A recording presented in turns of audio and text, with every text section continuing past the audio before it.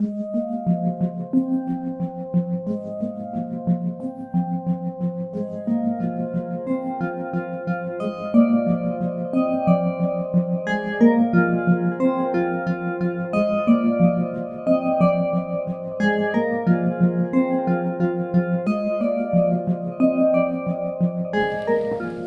buenas noches.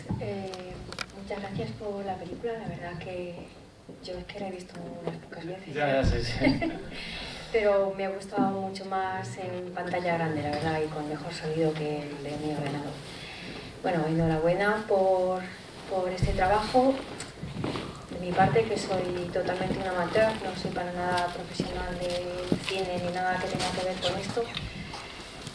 La verdad que cuando la vi por primera vez me dejó un poco estupefacta. Sí. Después le fue cogiendo cariño y yo creo que me ha evocado muchísimas cosas. Bueno, antes ya has explicado un poco cuál era el origen del proyecto, pero para empezar me gustaría saber por dónde comenzaste materialmente a hacerla, cómo fue el proceso para hacer. ¿Hubo un guión? ¿Hubo algo? Pues en realidad empecé escribiendo una especie como de libro, de ensayo, en el que antes de pensar si quiero hacer una película, sobre toda una serie de artistas españoles o hispanoamericanos que están influenciados por la cábala. Entonces descubrí que José Ángel Valente, Salvador Espriu, Borges y otra serie de artistas, o bueno, Eduardo Cirlot, etcétera, de repente estaban unidos por esta influencia de la cábala y realmente me sorprendió que existiera esta conexión con obras tan dispares y tan ricas, ¿no? Entonces, como quería escribir y estuve escribiendo, investigando sobre ello, al mismo tiempo que también me fascinó mucho esta idea que la película tuvo que quedarse fuera porque realmente ya hay demasiadas cosas y es un poco pesada en ese sentido, pero que parecía muy valiosa la idea de que, por ejemplo, Mosé de León fue enterrado en el Museo Judío de Ávila, donde luego se construyó el Monasterio de la Encarnación, de las Carmelitas Descalzas, que es donde estuvo Santa Teresa de Jesús y San Juan de la Cruz. Entonces esta idea de que los huesos de Mosé de León estuvieran en el huerto donde bebieron las monjas carmelitas me parecía como muy fascinante y era otra de las líneas que trabajaba, ¿no? Estas influencias ocultas que había de la cábala en el misticismo español y en distintos artistas. Y luego de este libro, que era también muy personal, ¿no? En ese sentido, era medio ensayo, también medio autobiográfico, un día tuve esta idea luminosa de la doble pantalla, en el que encontré como un dispositivo que funcionaba. La doble pantalla nunca me había gustado porque siempre me pareció un dispositivo demasiado experimental o forzado, pero aquí me pareció como algo natural, el tener dos imágenes como dos ojos o dos opuestos, ¿no? Una imagen dialéctica, podríamos decir, en el que bueno, se producía un nuevo tipo de montaje que para mí era como muy inspirador. Era más complejo porque era un doble montaje.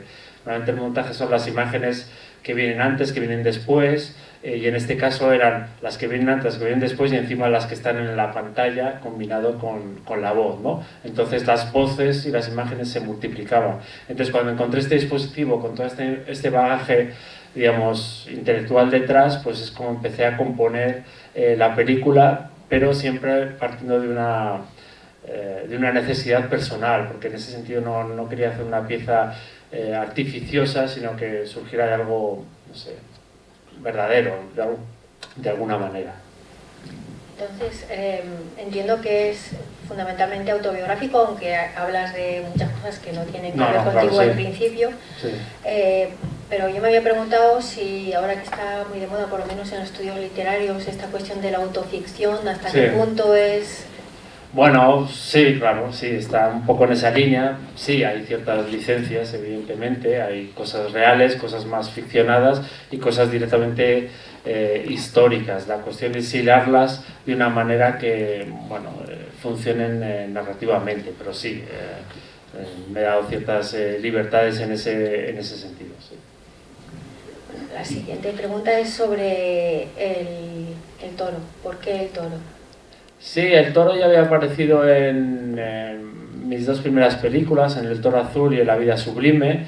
El toro azul es una película sobre un una especie de torero colgado que vive en una masía en el Empordà, que torea un toro invisible, un personaje quijotesco, ¿no? Y siempre me ha interesado ese animal que por un lado, sí, evidentemente representa una determinada cultura española, pero es un símbolo que se ha ido transmutando a lo largo de mis películas. Y en este caso el toro representaba como esa bestia oscura que roba la memoria, ¿no? Y que también tenía que ver un poco con el fotograma en negro. Entonces ese toro que nos persigue es el toro que es el que nos roba los recuerdos, el que finalmente agujerea nuestra memoria. Y entonces se convirtió en una figura mítica que luego va transformándose también a lo largo de la película, porque al principio tiene una connotación negativa, en el sentido que es el toro que va por mi familia, digamos, como vaciando recuerdos. Y por otro lado, al final se convierte en un minotauro, ¿no? En el sentido de que yo asimilo que es necesario olvidar para poder encontrar esas otras vidas, ¿no? Como la vida de Manuel Rodríguez, que me encontré en los archivos de la Inquisición de Soria y que siempre me fascinó mucho, ese pobre alquimista que murió de miedo, y entonces me convierto yo mismo en un minotauro en el sentido de que tengo este lado como dual, ¿no? El olvido y el recuerdo son parte de la misma cosa. Entonces para recordar cosas más antiguas es necesario olvidar otras más nuevas. Es un poco, no sé, la alegoría que yo creo con la figura del toro. Sí, en ese sentido me gustó mucho una de las últimas intervenciones que tiene. Dices, he visto una nueva imagen, y entonces es como si una personificación, una animalización. Sí. Interesante. Por otro lado, me ha parecido que juegas mucho con los signos de puntuación. ¿Por qué hay tantos signos de puntuación? ¿Signos de puntuación te refieres a los planos como negros como signos de puntuación? Sí, los fundidos en negro. Sí. Y... Bueno, por un lado tiene un sentido puramente práctico, es dejar respirar la película, porque como entre la voz en off, los textos, las voces, etcétera, demasiado, y por otro lado también como para puntuar, ¿no? Los espacios en negro son abismos, en cierto modo, pero también son túneles que nos llevan de un lado a otro, y al mismo tiempo es una forma como de puntuar a través de esas imágenes, pero también tiene una necesidad, como te decía, de ayudar a respirar la película. También es una película que está hecha sobre un fondo negro, y a partir de ahí es donde yo empiezo como a escarbar, a extraer cosas en esa labor un poco arqueológica que decía al principio, que al final el suelo siempre es como un espacio negro en el que tú vas sacando cosas. Y repites repites algunos planos combinándolos de manera diferente. Sí. ¿Ha habido una búsqueda, realmente una búsqueda de anáforas y catáforas? Bueno, en realidad me basé en una mezcla un poco original de montaje. Evidentemente las raíces del montaje surgen con Eisenstein y el cine soviético, etcétera, que ya estableció unas normas de asociación a nivel más figurativo, a nivel más alegórico, simbólico, incluso más esotérico, pero lo que quisiera inspirarme un poco en el sistema de interpretación de la cábala, de una manera muy libre, porque es una cosa muy compleja que lleva toda la vida a comprenderlo.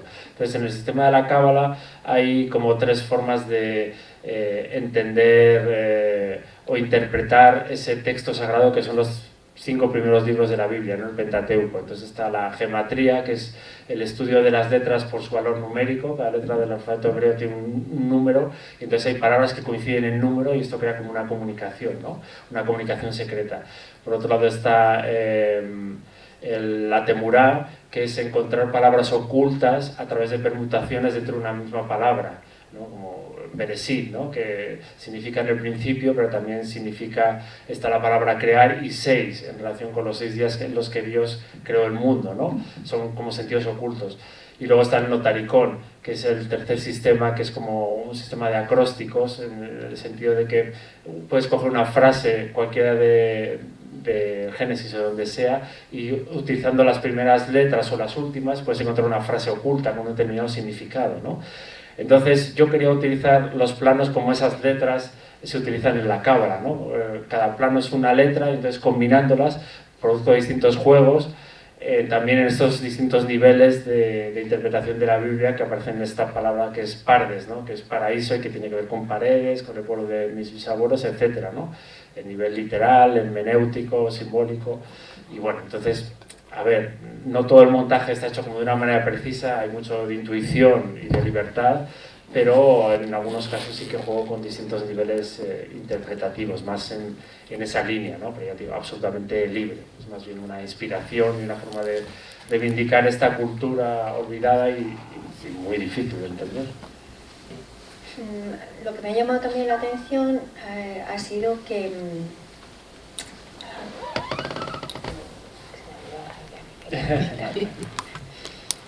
así que insistes, o por lo menos me parece a mí, insistes en mostrarnos o en hablarnos de las dificultades que has tenido de manera directa o indirecta, y también de lo que de cuáles son los mecanismos por los que llegas a descubrir ciertas cosas o a conseguir ciertas cosas. ¿Qué es lo que pretendías con esto? ¿Era visceral o...?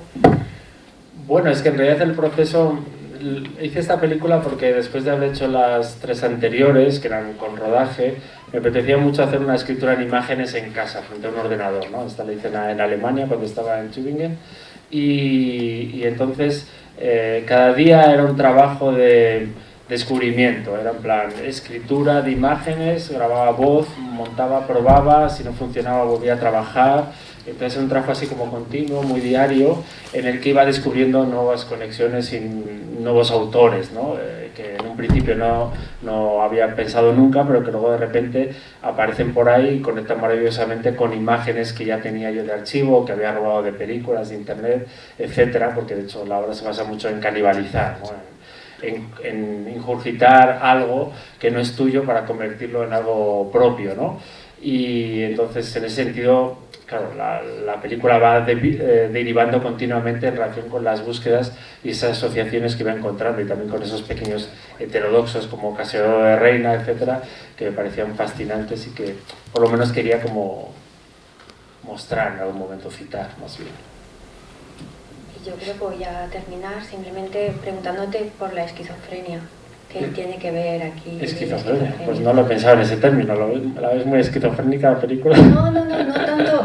No, es que a partir de Hölderlin, este doble personaje... Sí, no lo había pensado. Sí, bueno, claro, me fascinaba mucho la historia de Hölderlin, ¿no? Y en Tübingen con su torre, 40 años ahí loco, completamente olvidado, y es verdad, con esa doble personalidad, que sí juego con ella, con la idea del reflejo en el agua, ¿no? Ese Hölderlin que está dentro del agua y ese Hölderlin que está fuera, y esta dualidad, ¿no? Sí, evidentemente la película juega con unos ciertos límites en ese sentido de, no de cordura, pero sí de qué es lo racional o qué es el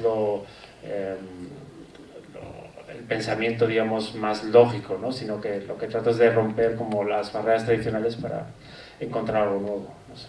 Es que a mí me hizo pensar en cómo debían sentirse los cristianos o los judíos que se convertían al cristianismo, o que a lo mejor no se convertían totalmente, o sí, pero algo les debía pasar. Sí. Algún problema debían tener, supongo. No, claro, fue verdaderamente muy traumático porque tuvieron que cambiar muchas costumbres. Curiosamente, algunas costumbres que aparecen en los anales de la Inquisición, como por los que les acusaban de judaizantes, era por ejemplo el sofrito de cebolla, que eso siempre me llama mucho la atención porque ahora forma parte de nuestra gastronomía y ahora lo dirigen judío, y la gente que acusaba a sus vecinos de judaizar les acusaba porque olía a cebolla frita en sus casas y no utilizaban manteca de cerdo como se hacía en el resto, lo hacían los castellanos viejos, ¿no? Entonces, sí, no, claro, una situación muy complicada, y también esta idea de esconder los textos sagrados en las paredes, en cualquier sitio, y mantener una fachada. Yo encontré textos de hasta judíos, hasta el siglo XIX, hay un texto muy chulo que habla Julio Caro Baroja de él, de una mujer que se va a confesar a un cura, no me acuerdo en qué ciudad era, en 1804 o 5, y que confiesa que es judía, y el cura se queda completamente noqueado, y de hecho la denuncia a la Inquisición, pero nunca supieron quién era. Entonces era como una última judía que se había mantenido hasta el 1800, ¿no? Entonces sí, mucha gente tuvo que mantener una doble vida, y evidentemente esto debe ser bastante esquizofrénico y difícil, hasta que al final se produjo una asimilación total y una pérdida para nuestra cultura. Gracias. Bueno, si tenéis alguna pregunta rápida por ahí. ¿Aliens? Si no, nada.